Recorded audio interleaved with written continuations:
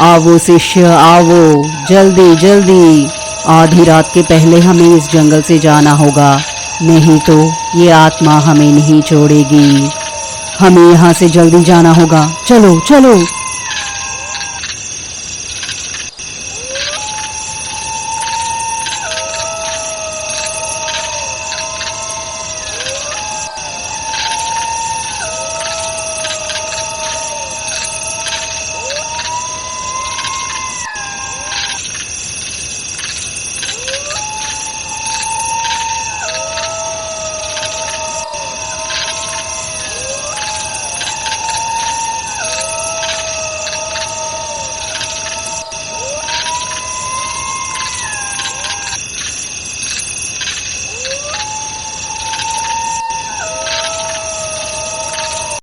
गुरुजी, मेरा एक छोटा सा संदेह है। हमने आज तक बहुत सारी आत्माओं को बंदी किया था, लेकिन किसी भी आत्मा को बंद करने के लिए हम इतनी दूर कभी नहीं आए और साथ ही इतनी सावधानी कभी नहीं बरती।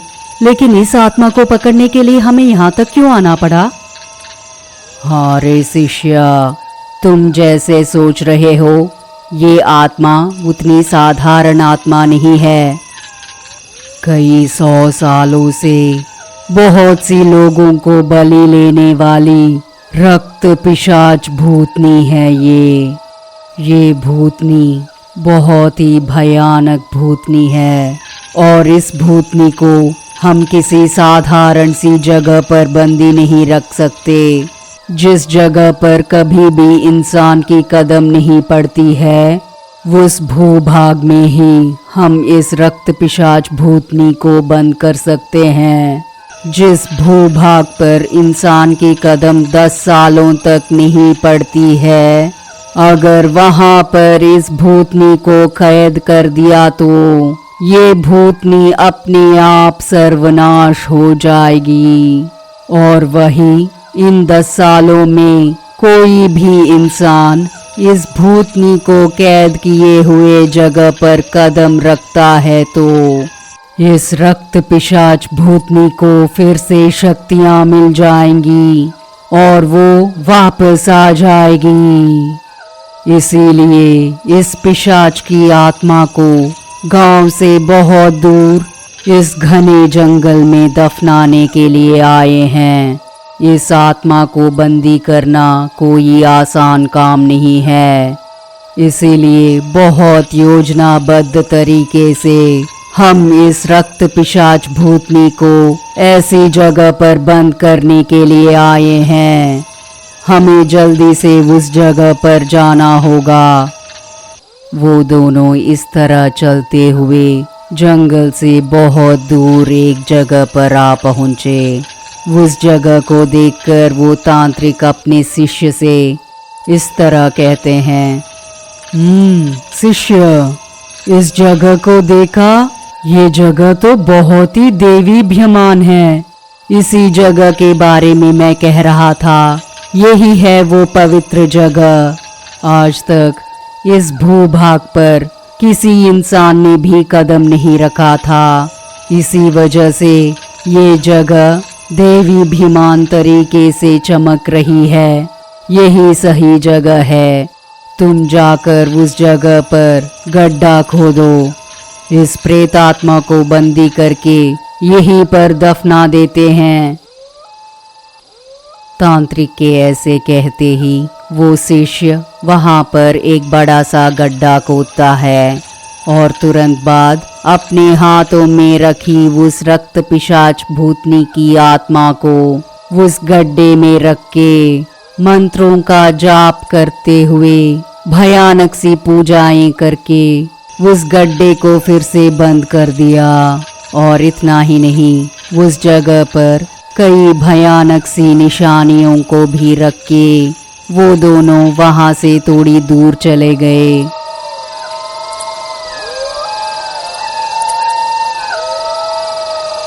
तब तक बहुत ही सुंदर दिखने वाली वो जगह अचानक से बंजर भूमि बन गई। वो पूरा जगह एकदम से भयानक सी जगह में बदल गई। ये देखकर वो शिष्य अपने गुरु से इस तरह पूछता है, अरे गुरुजी, अब तक जो जगह इतना सुंदर दिख रहा था, अचानक से इतनी भयानक सी क्यों बदल गई? मुझे बहुत डर लग रहा है। इस तरह शिष्य के अपने गुरुजी से पूछने पर उसके गुरुजी ने इस तरह कहा, यही है रक्त पिशाच भूतनी की प्रभाव। ये पवित्र भूमि होने की वजह से इस भूतनी का प्रभाव बस इतना ही रहा। अगर वही किसी साधारण सी जगह पर इसे दफना दिया होता तो अगले ही पल वो पिशाच बाहर निकलकर तुम्हें और मुझे दोनों को मार डालती। इसीलिए बहुत सोच समझकर इस भूतनी की प्रेतात्मा को दफनाने के लिए इतनी पवित्र भूमि की तलाश में हमें यहाँ तक आना पड़ा। कुछ सालों तक इसे हम इसी जगह पर बंदी बना के रखेंगे तो इस भूतनी को पूरी तरह से नाश करने की शक्ति मुझे मिल जाएगी।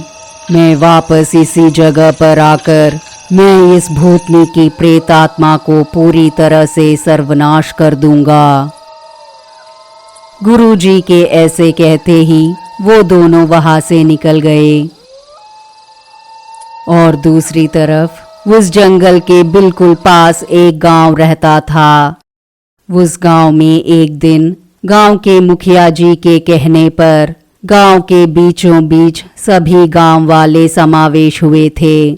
मुखिया जी गांव वालों से इस तरह कह रहे थे, सुनो, हम सभी बहुत सालों से मंदिर बनाने की सोच रहे थे ना, इसीलिए इस साल उस मंदिर को बनाने का निश्चय किया है।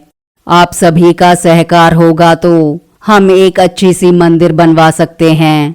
इस मंदिर को बनवाने के लिए एक लंबी सी छड़ी चाहिए। उसका प्रयोग ध्वज स्तंभ बनवाने के लिए होगा। इसलिए आप में से कोई भी हमारे गांव के पास वाले जंगल में जाकर एक बड़ी सी लंबी सी डंडे को लेकर आएंगे तो हम उससे ध्वज स्तंभ बनवाएंगे। इस मंदिर को बनवाने के सभी इंतजाम मैं कर लूंगा। बस उस डंडे को लेकर आने की जिम्मेदारी मैं आप लोगों को सौंप रहा हूँ। इसे एक दैव संकल्प मानकर आप ये काम कीजिए, ठीक है? इस तरह मुखिया जी ने गांव वालों से कहा। तब एक गांव वाले ने कहा, मुखिया जी, ये तो बहुत ही अच्छी कार्य है ना। हम जाते हैं, हम जंगल जाकर एक लंबी सी डंडे को लेकर आते हैं। बाकी सारे काम आप संभाल लीजिए। हम आज ही रवाना होकर जंगल में जाकर एक अच्छी सी तगड़ी वाली लंबी डंडे को हम लेकर आएंगे। और दूसरी तरफ जहां पर रक्त पिशाच भूतनी की आत्मा को दफनाया था, वो आत्मा इस तरह चिल्लाने लगी, कब तक मुझे बंदी बना के रखोगे तांत्रिक? किसी न किसी दिन मैं जरूर बाहर निकल के आऊंगा। कोई ना कोई बेवकूफ इंसान इस जगह पर आकर ही रहेगा। उसकी सहायता से मैं जरूर बाहर निकलूंगी और मैं अपनी खून की प्यास को पूरी तरह से बुझाऊंगी।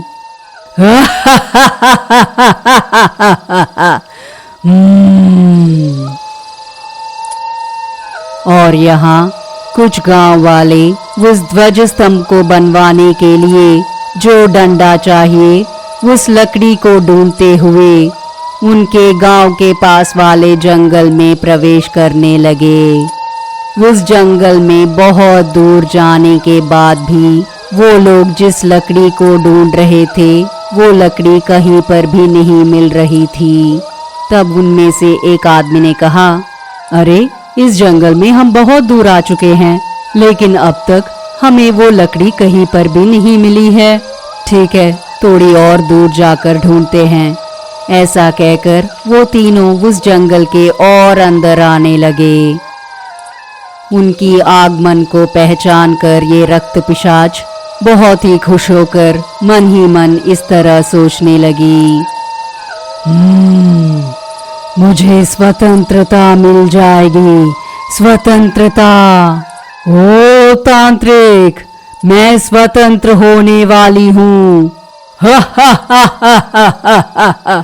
मैंने सोचा था कोई एक बेवकूफ ही यहाँ पर आएगा, लेकिन मेरी किस्मत चमकने की वजह से और उनकी बदकिस्मती की वजह से 3 बेवकूफ आ रहे हैं। स्वतंत्रता, मुझे आज ही स्वतंत्रता मिल जाएगी। बहुत सालों से मैं यहीं पर बंदी रहा और आज मैं स्वतंत्र होने वाली हूँ। स्वतंत्रता, रक्त पिशाच को स्वतंत्रता मिल जाएगी।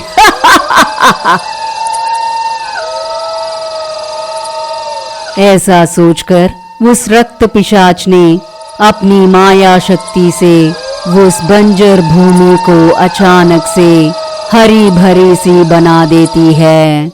और इतना ही नहीं, उस तांत्रिक के दफनाए हुए उस जगह में एक बड़ी सी लंबी सी और दृढ़ वाली एक पेड़ को वहां पर प्रकट करवाती है। ये देखकर एक गांव वाले ने कहा, अरे वो देखो, हम जिस लकड़ी के लिए ढूंढ रहे थे वो हमें इस पेड़ से मिल जाएगा। ये सुनकर बाकी लोगों ने कहा, हाँ, हम इसी तरह की एक पेड़ को ही ढूंढ रहे थे। बहुत ही लंबी है और साथ ही बहुत दृढ़ भी है। हम इस पेड़ को जड़ से निकालकर गांव में लेकर जाएंगे तो ध्वज स्तंभ बनवाने के लिए बहुत अच्छा रहेगा। ठीक है, चलो चलो काम शुरू करते हैं। ऐसा कहकर वो तीनों उस जगह पर आ पहुंचे और फिर वो तीनों उस पेड़ के चारों ओर गड्ढे खोदने लगे। अरे, ये तो बहुत बड़ी पेड़ है, इसकी जड़ें तो बहुत अंदर तक हैं। ठीक है, खोदते हैं, अच्छी तरह से खोदते हैं। इस मिट्टी को पूरी तरह से निकालने पर ये पेड़ अपने आप गिर जाएगी। ऐसा कहकर वो तीनों बहुत अंदर तक खोदने लगे। लेकिन अचानक से एक आदमी जब खोद रहा था तब उस पेड़ की जड़ से खून निकलने लगी। अरे, ये क्या, इस पेड़ से खून निकल रहा है, देखो। ऐसा कहने पर वो तीनों वहां पर देखने लगे। अरे, उस जड़ में कुछ फंसा होगा। तुम बकवास बंद करके अच्छी तरह से गड्ढे को खोदोगे तो ये पेड़ आसानी से गिर जाएगी और फिर ध्वज स्तंभ के लिए जितनी बड़ी लकड़ी चाहिए वहां तक काटकर गांव वापस लेकर जा सकते हैं। ऐसा कहने पर वो तीनों जब खोद रहे थे तब अचानक से तांत्रिक द्वारा दफनाया गया हुआ वो बोतल फट जाता है। और फिर एकदम से अचानक एक बड़ी सी रक्त पिशाच उन सबके सामने प्रकट हो गई।